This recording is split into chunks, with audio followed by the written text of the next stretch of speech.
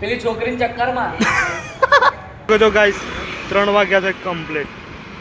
એક ગયો ગાઈસ આ છે વેટિંગ રૂમ ને આ જો આ બધી પબ્લિક બેઠી.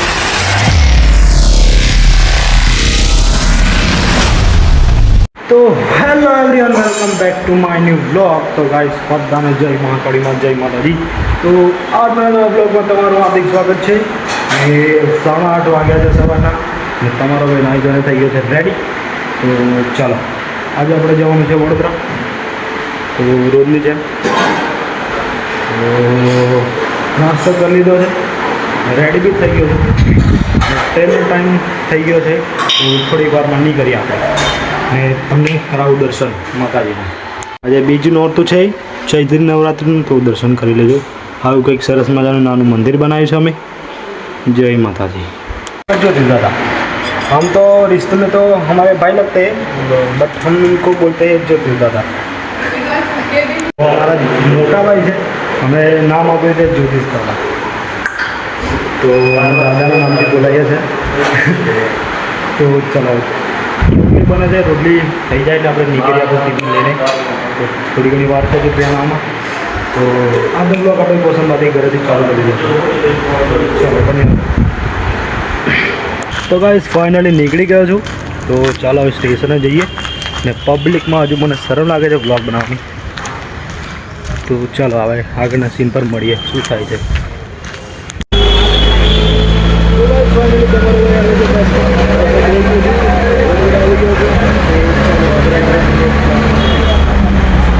તો ગાઈસ બપોરના વાગ્યા છે 2 અને જસ્ટ અત્યારે બ્લોગ ચાલુ કર્યો છે. અમે લોકો જમી લીધું. ગાઈસ તમને આજના મેમ્બર બતાવો. આ ગીનો સાચે જયદીપ કુમાર, એને ગીનો કહેવામાં આવે છે. અને અહીંયા ઉત્તમ અને આ બમફરિયા વગરવા વાળો કારું થઈ જાય. અને આ બનિયારા વાળો પાવાગઢ નજીકનો આવ્યો. પાવાગઢ જાઓ ને ત્યાં કોન્ટેક્ટ કરીને જજો તમે. આવજો. હા આઈ એમ. અને આજે છે ને પબ્લિક નહીં આવી એટલે એકલો જ આવ્યો. આજે બહુ ઓછી પબ્લિક આવી છે. અને અમારા યોગેશભાઈ લેપટોપ લીધું છે એટલે અમને સોમવારે પાર્ટી આપવાના છે. કાલે રજા છે, પરમ દિવસે રવિવાર છે એટલે રજા છે. પછી સોમવારે આપણે ડાયરેક્ટ મળીશું. તો ચાલો હવે 2 વાગ્યા છે. ઘરે જવાની જલ્દી રજા નહીં મળી અમને એટલે અમે શાંતિથી બેઠા છે. તો ચાલો હવે આગળનું સીન તમને બતાવું જે કંઈ કાંઈ મજાક મસ્તી કરી અમે તો બન્યા. આ ભાઈ છે ને જનરલ નહીં બનાવતો કેટલા દાડાથી. હા ભાઈ જનરલ નહીં બનાવતો કેટલા દાડાથી એટલે સાહેબ એને કાઢી મૂક્યા છે અને આજે આવ્યો છે.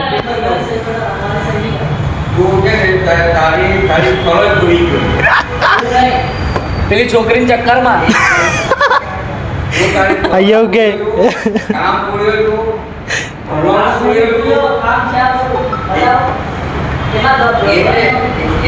કોની પાછળ? છોકરી પાછળ એક છોકરી મળી જાય એટલે બગડી જાય. ये कल आ जाएगा, ये कल आ जाएगा. કેવું જાય કઈક બોલને, કઈક બોલને. બોલાવે સાહેબ જો. તો ગાઈસ 3 વાગ્યા છે ને અમને છોડી દીધા છે એટલે અમને રજા મળી ગઈ છે. તો પેલા ભાઈને ખખડાવે સાહેબે કેમ કે એને જનરલ બનાવવાની બાકી હતી. અમારા બધાનું કામ થઈ ગયું છે જનરલનું. તો અમે ફ્રી થઈ ગયા છે. હવે જસ્ટ હવે ખાલી વાંચવાનું છે એક્ઝામનું, પછી અમારી ડિગ્રી આવી જશે. સર્ટી હા જે કોઈ. તો ચાલો હવે 3 વાગ્યા છે ને આપણે જઈએ ઘરે. હજુ મારે 5 વાગે ટ્રેન છે એટલે 2 કલાક બેસવું પડશે. તો ચાલો હવે બસ સિટી બસ આવે છે. આજે ભાડું કપાવવાનું મારે કપાવવાનું. હા મારે કપાવવાનું હા એમ. તો ચાલો ગાઈસ. ને તાપ એટલો બધો લાગતો નહીં આજે, થોડીક ઓછું છે કેમ કે કાલે સાંજે વરસાદ પડેલો વડોદરામાં ફૂલ એટલા માટે. તો જોઈ શકો છો ગાઈસ 3 વાગ્યા છે કમ્પ્લીટ. એક ઘડિયાળ તો તૂટી ગઈ છે હજુ. સામે તો જુડિયો ને પેલો અમારો ગયા. ફાઇનલી અમારી બસ આવી ગઈ છે. તો ચાલો હવે આપણે વેઇટિંગ રૂમમાં બેસવું પડશે રેલવે સ્ટેશન જઈને. તો ચાલો ફટાફટ રેલવે સ્ટેશન જઈએ. એસી વાળી રૂમમાં જઈને બેસીએ. આપણે તમે અમારું વેઇટિંગ રૂમ બતાવું. કાલુ હે મેરા કાલુ.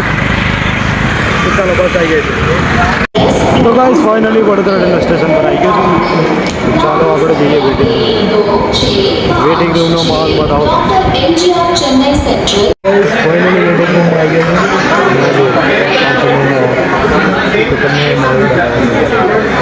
તો જો ગાઈસ આ છે વેટિંગ રૂમ ત્યાં જો આ બધી પબ્લિક બેઠી છે બે ત્રણ ટીવી લગાવેલા છે એસી છે અને પેલી બાજુ છે ટ્રેન પ્લેટફોર્મ જોઈ શકો છો તમે તો ગાઈસ આપણી ટ્રેનમાંથી થોડી ઘણી વાર છે તો બેસે થોડી વાર પછી નીકળીએ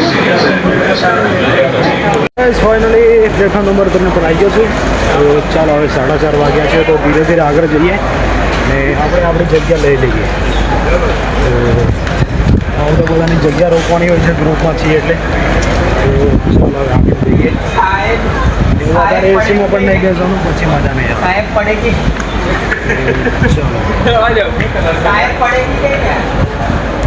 ફાઇનલી સાંજના વાગ્યા છે 6:40 તો જોવા કોસંબાનું રેલવે સ્ટેશન અમારો આવવાનો રસ્તો રોજનું અને અમે લેવા આવ્યા છે જોતું દાદા તમને બતાવજો જો ગાઈસ લેવા આવ્યા છે અમને તો ચાલો આ બધું નીકળીએ આપણે તો ગાઈસ જસ્ટ ઘરે એક મૂક્યું ને નીકળી ગયા રખડવામાં તો ચાલો માલ બતાવજો